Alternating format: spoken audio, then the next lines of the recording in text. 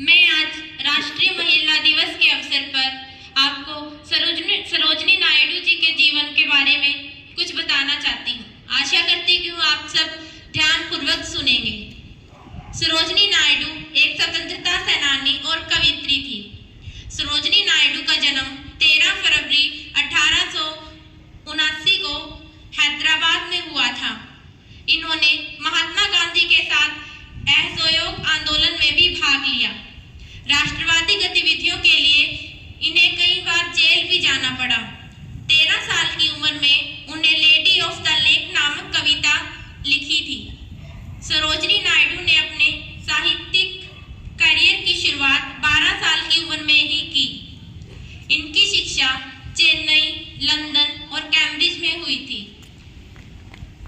वह 1905 में बंगाल के विभाजन के बाद स्वतंत्रता संग्राम में शामिल हुई थी।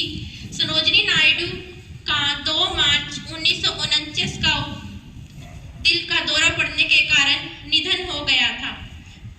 इनके जन्म को भारत में राष्ट्रीय महिला दिवस के रूप में मनाया जाता है।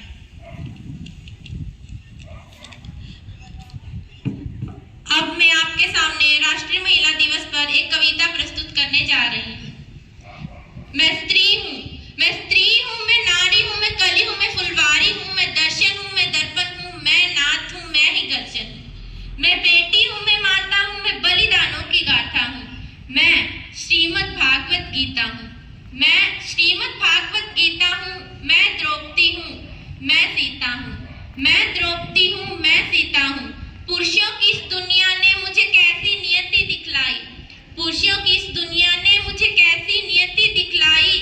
कभी जुए में हार गए तो कभी अग्नि परीक्षा दिलवाई, कभी जुए में हार गए तो कभी अग्नि परीक्षा दिलवाई। सत्युग हो या कलयुग हो, इल्जाम मुझी पर आता है। क्यों घनी अंधेरी सड़कों पर चलने से मन घबराता है।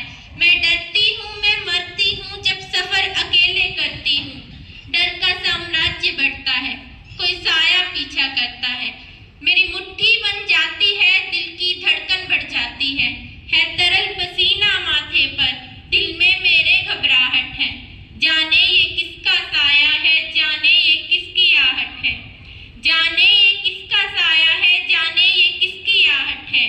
अंधेरे में उन हाथों ने बाहों में मुझको भींच लिया। एक ने मुंह पर हाथ रखा और एक ने आंचल खींच लिया।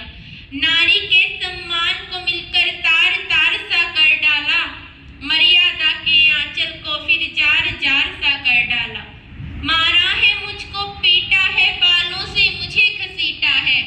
मारा है मुझको, पीटा है, बालों से मुझे घसीटा है। बर्बरता की उन सारी सीमाओं को तोड़ दिया, उन घनी अंधेरी सड़कों पर फिर मुझे तड़पता छोड़ दिया। सन्नाटे में चीख रही थी, खून से लथपथ हो काया।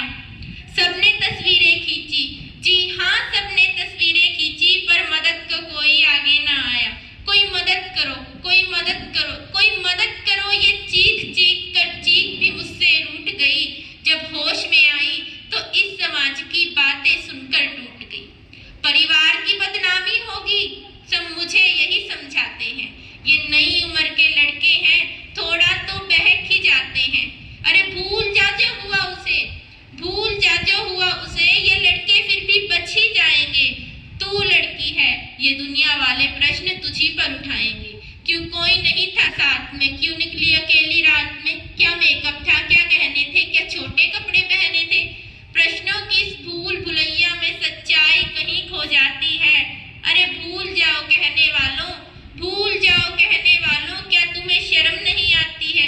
कैसे भूलूं उन रातों को, कैसे भूलूं उन रातों को, मुझे छूते उन हाथों को। कैसे भूलूं उन तकलीफों को और कैसे भूलूं उन चीखों को। मेरे शरीर की चोट तो बस कुछ दिनों में ही भर जाएगी, लेकिन मन की पीड़ा सारी उम्र साथ रह जाएगी।